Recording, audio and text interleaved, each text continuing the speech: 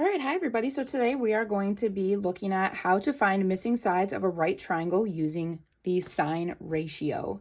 So to jump right in, we're going to just talk about the sine ratio. So that is written as sine of theta equals our opposite side over our hypotenuse, with theta, as a reminder, representing our angle. So whatever we put in here is going to be an angle. A way that you can easily remember sine is with the acronym SO. So that is spelled as SOH. There is an entire acronym known as SOHCAHTOA, which is used to help us remember what sides go with each property. So for sine, it's opposite over hypotenuse. So sine, opposite over hypotenuse. Okay, so to get started, I'm going to first go over a quick review. You can skip this part. This is just a review on how we identify the sides of our triangle. So sometimes it can be hard to, some people, including myself, when I was first learning this, I was like, how do you know what side is the hypotenuse, the opposite, the adjacent? Way too much information, right? So I'm going to do just a quick review. So this is a general triangle. It's a right triangle as indicated by our right angle here. And we have our angle, but it's written as theta, so it could be anything. It could be any angle. So what do we need to know for sine? We need to know our opposite and our hypotenuse. So let me think here. Which one is our hypotenuse? So technically, the definition of a hypotenuse is any side that is directly opposite the 90-degree angle. So when you're trying to identify your hypotenuse, you're going to find your 90-degree angle, which in this case is right here. And the side that is directly opposite this right angle is going to be considered your hypotenuse. So I'm just going to label that for you guys to see. So that's how you figure out which side is your hypotenuse. Sometimes it can be kind of hard to identify. So that's always going to be the way that you will for sure be able to identify what the hypotenuse is if it's directly across from the 90-degree angle. Then we need to identify our opposite and our adjacent side. For sine, we really only need to care about our opposite side. So when we're identifying our opposite side, it is always relative to wherever our angle is, wherever our theta is that we're going to be plugging into our sine equation. So in this case, if this is our angle that we know and that we're going to be using for sine, our opposite side is directly opposite it, which would put it here. And then our leftover side, which we don't need this for sine, but you do need to know how to identify it for tangent and cosine would be down here, adjacent to that angle, but not the hypotenuse. So now that we have that kind of figured out, we're going to jump into some practice problems. So for all of these problems, we are going to be doing using sine to solve for the unknown side. So it's a pretty straightforward practice problem here. So to start, this is practice problem number 1, and we're going to walk through it step by step. So again, remembering, what do we need to know for sine? If we automatically know that we're using sine to solve for this missing side, we know that we need to know the value of the opposite side and the hypotenuse. So again, how do we identify the hypotenuse? To walk us through that again, find the 90-degree angle. Directly opposite that would be our hypotenuse. So that means 15 is our hypotenuse, but then we still need to know our opposite side. So that means we look at our angle that we're going to be using, which is really the only other angle besides 90 that's given, and that will directly opposite that will get us our opposite side. So for this problem, it's x. Then we want to set up our ratio. So what I like to do is just write it out. So sine of theta, again, reminder, theta is our angle that we're using, which is 37. So 37 degrees, which is set equal to our opposite side, which we identified as x, over our hypotenuse, which we identified as 15. Now, if you're anything like me, this isn't something that's super easy for me to recognize. So what I like to do is set it over 1, because setting anything over 1 doesn't change the value of what it is. And this makes it a little bit more recognizable. So what I like to do from here, and maybe you kind of know where we're going with this, is just do some cross multiplying. So what I will do then is sine of 37 times 15. To start, I'm going to start off by just doing sine of 37 in my calculator. And just so that you guys can see what numbers I'm getting, I'm going to write that down, what I got for sine of 37. So 0.601815023 is also the same as sine of 37. So these two numbers are the same value. They're just written differently. And then we're cross multiplying that with 15. So I'm going to times by 15. And we get 9. Now I'm going to round to the nearest hundredth place. So we have 9.027. So because the 7 is greater than 5, we're going to round it to 9.03 equals 1 times x, which is just x. So then what this tells us is that our missing side is 9.03 units long. Now we'll move on to our second problem. Okay, for our second problem, we have another triangle, different orientation, and our angle is also in a different location. So if you want to try this first before we go through it, you definitely can. Just pause the video. Otherwise, I'm going to start by quickly identifying our sides.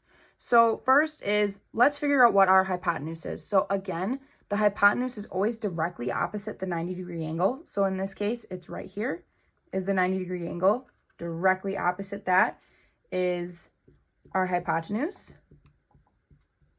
So that means our hypotenuse is x. Then we need to know our opposite side, which is relative to our angle that we're using, which in this case we were given 57. And directly opposite the 57 is 10. So that means our opposite side is 10. Now to set up our sine ratio, once again, we're going to go ahead and write sine of theta, which in this case is given 57 degrees, which is set equal to opposite side, which is 10, over our hypotenuse, which is x. Again, to make this a little bit more pleasing to my eye and help my brain understand this a little bit more and see what I'm doing, I'm going to set this over 1. Then I'm going to recognize, oh, what the heck? I can cross multiply here. So we would be doing 10 times 1 and sine of 57 times x. So that's what I'm going to start with first, is I'm going to do sine of 57, which gets me 0.838670568 times x. Now this is where you're going to want to write stuff down. This is where it gets kind of tricky and easy to forget numbers or miss a step because we're not writing things down. Math is about writing stuff down so you can follow your steps and see where you may have went wrong, or you have a nice example that you can reference later if you did it correctly. So then 10 times 1 is just 10. So now we have a basic algebraic expression or equation here. So we need to figure out what x is. We need to get x all by itself. So what do we need to do? Well, to undo a multiplication equation, we needed to divide. So what we're going to do is divide both sides by the 0.838670568. Both sides are going to get divided by this. Now, the reason why I'm keeping so many decimals is to help with rounding in the end. Your teacher, specific teacher, will tell you what they want you to do in terms of rounding. For this case, I'm keeping as many decimal points as I can. All right, so then in my calculator, I'm going to do 10 divided by 0.8 3, 8, 6, 7, 0, 5, 6, 8. So over here we have 11.92. This turns into a giant 1. So it cancels. It's not canceling. It just turns it into a giant 1. So it's basically 1 times x, which is just x.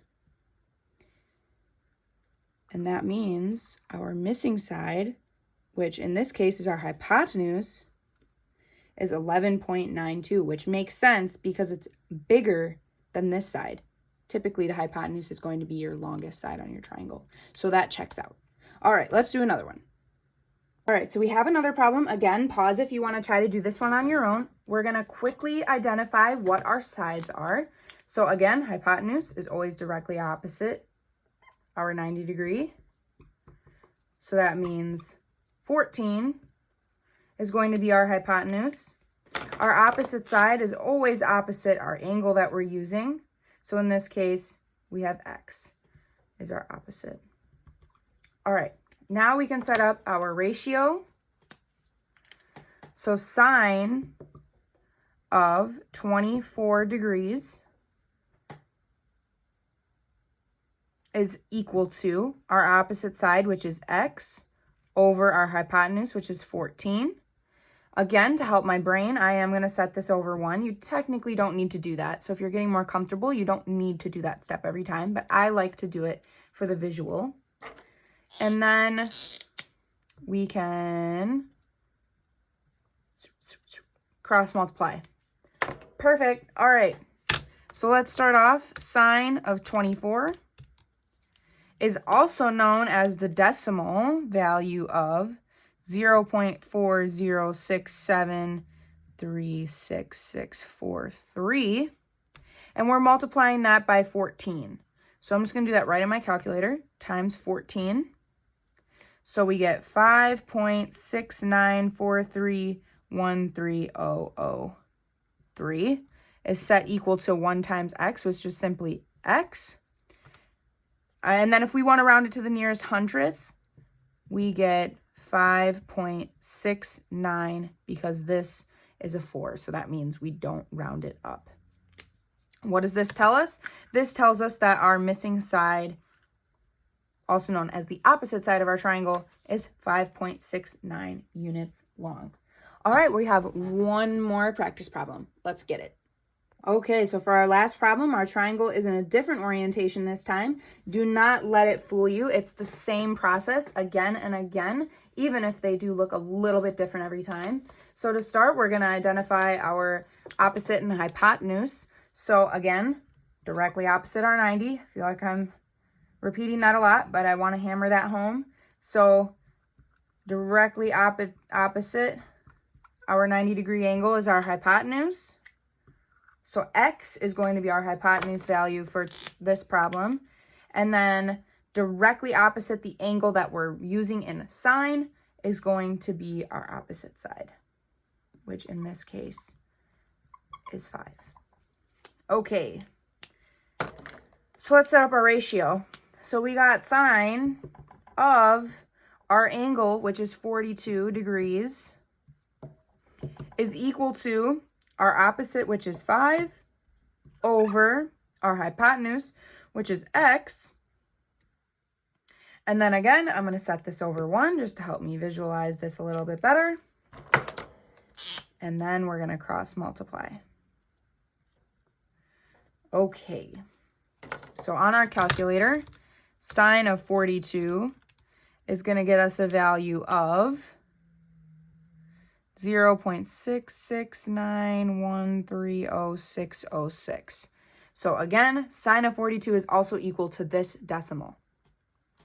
Okay, and then we're multiplying that by x. So that means we get 0.669130606. X is set equal to 1 times 5, which is 5. So now how do we get x all by itself? We have to divide to undo the multiplication. So we're going to divide both sides by this long decimal. because whatever you do to one side, you have to do to the other. We get a giant 1 here, which essentially cancels it out. It's really still there, but it's just a 1. So 1 times x is just x. But if it's easier for you to think of it as canceling, please just think of it as canceling. Then we do 5 divided by this long decimal. 30606. And that leaves us with x equals 7.47 if we're rounding to the nearest hundredth. So that means our hypotenuse is 7.47 units long, which makes sense because it is longer than our opposite side. If you have any questions about sine or you want more sine practice problems, feel free to leave a comment down below and let me know what you want to see. I am going to be uploading the cosine video very shortly, and then we will be moving into application and multi-step problems that involve sine, cosine, tangent, and all of our lovely right triangle properties. Thanks so much, and I look forward to seeing you in the next video. Bye.